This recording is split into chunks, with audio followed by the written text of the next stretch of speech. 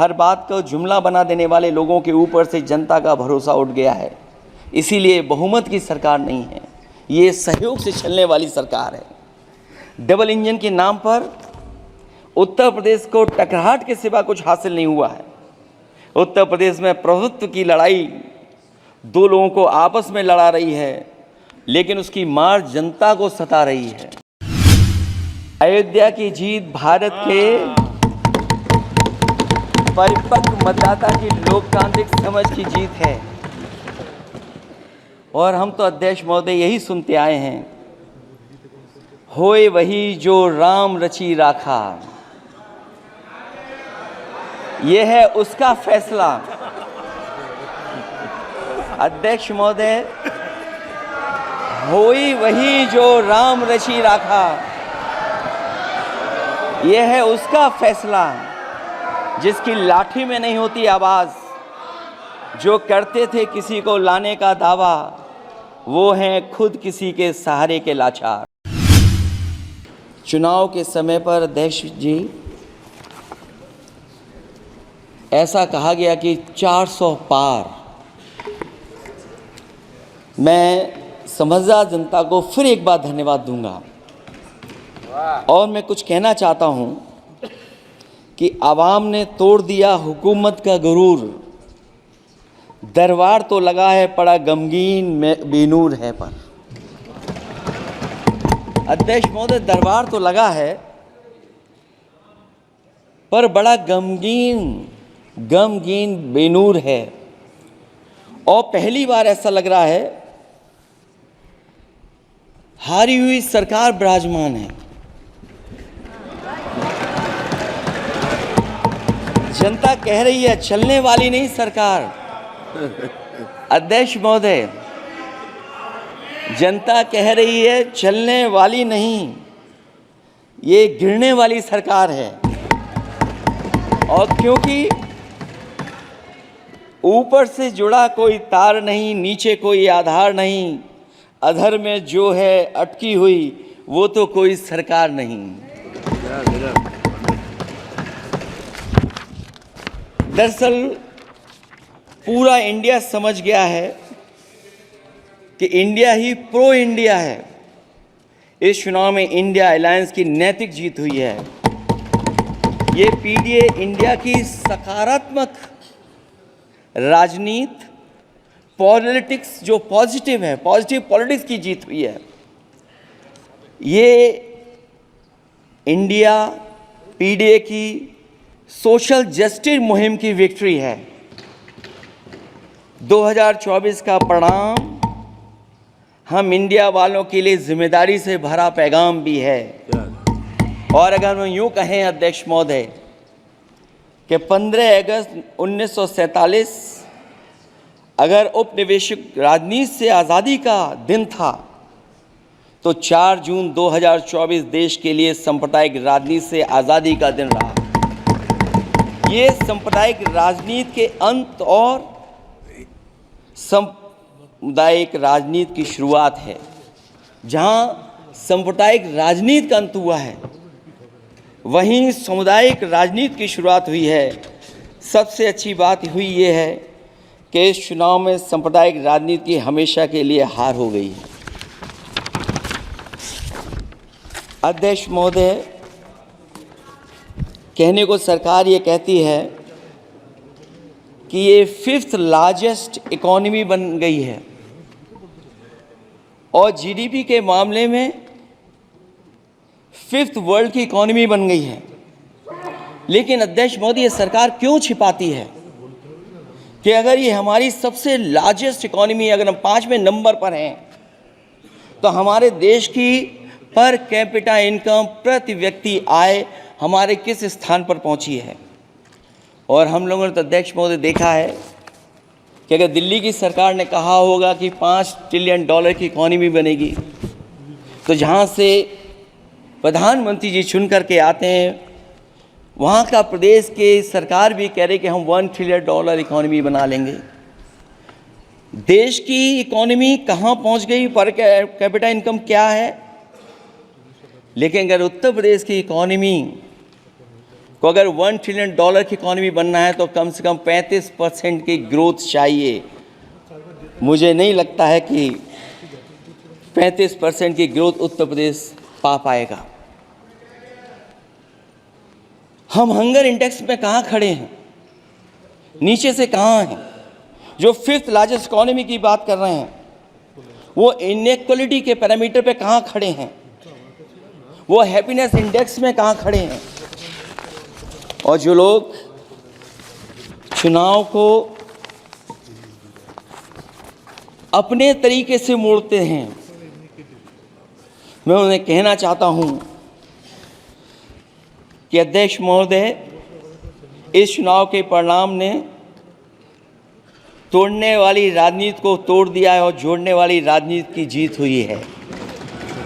इस चुनाव में धन छल बल की नकारात्मक राजनीति की शिकस्त हुई है। ये चुनाव जो देश का हुआ, ये सकारात्मक राजनीति का नया दौर शुरू हुआ है।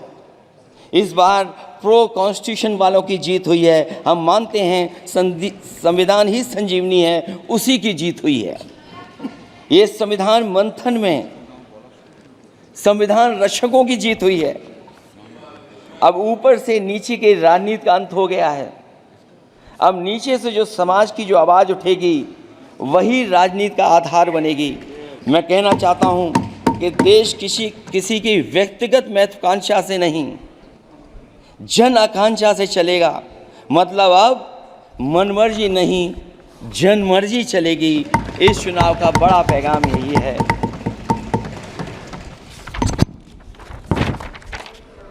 अध्यक्ष महोदय, बहुत सी बातें हुई हैं। अगर उत्तर प्रदेश की बात न हो, क्योंकि अध्यक्ष महोदय सबसे बड़ा प्रदेश जहाँ है उसने हर बार दूसरे दल को समर्थन देकर के सरकार बनाई।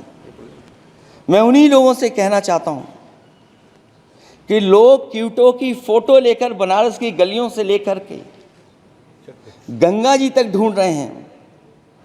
उनको लगता है जिस दिन माँ गंगा साफ हो जाएंगी, शायद उस दिन कहीं क्यूटो उसकी गोद में कहीं मिल जाएगा। बनारसी लोग चाहते हैं कि कोई गंगा जी के भी तल में उतरकर उसका दर्द भी जाने। उत्तर प्रदेश की जनता का बस यही आग्रह है कि जिस गंगा जल को हाथ में लेकर सच कहने की कसम खाई जाती है, कम से कम उस गंगा जल से तो झूठ ना बोला जाए।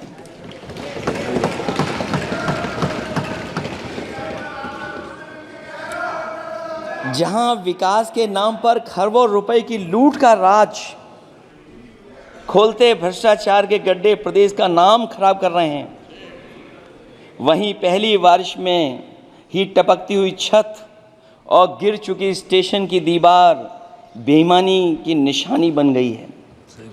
अध्यक्ष महोदय, विकास का ढिढोरा पीटने वाले इस विनाश की जिम्मेदारी कब लेंगे? और रही सच्चे विकास की बात, तो हमने जो सड़क बनाई उस पर हवाई जहाज उतरे थे और उत्तर प्रदेश की मुख्य नगरी में सड़कों पर नाव उतरी हैं। और अभी बारिश और हो जाएगी तो नाव से भी चलना पड़ेगा। यही स्मार्ट सिटी के जुमले का भी हाल है। न तो जाम से छुटकारा मिला, न बुनियादी सुविधाओं से कोई निजात मिली, न कोई बुनियादी सुविधाएं मिल पाई हैं। हर बात को जुमला बना देने वाले लोगों के ऊपर से जनता का भरोसा उठ गया है। इसीलिए बहुमत की सरकार नहीं है, ये सहयोग से चलने वाली सरकार है। डबल इंजन के नाम पर उत्तर प्रदेश को टकराहट के सिवा कुछ हासिल नहीं हुआ है।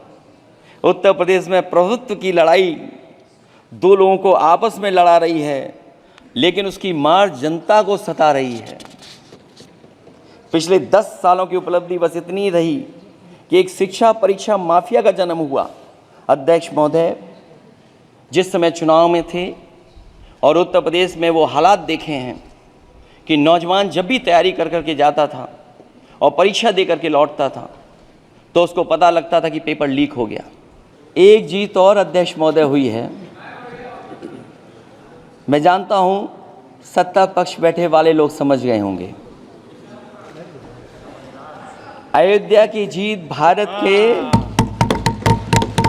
परिपक्व मतदाता की लोकतांत्रिक समझ की जीत है। और हम तो अध्यक्ष महोदय यही सुनते आए हैं, होए वही जो राम रची राखा, यह है उसका फैसला। अध्यक्ष महोदय, होई वही जो राम रची राखा,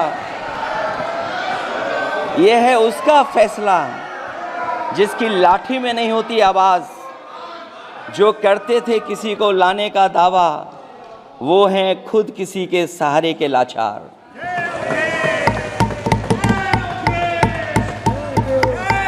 अध्यक्ष महोदय,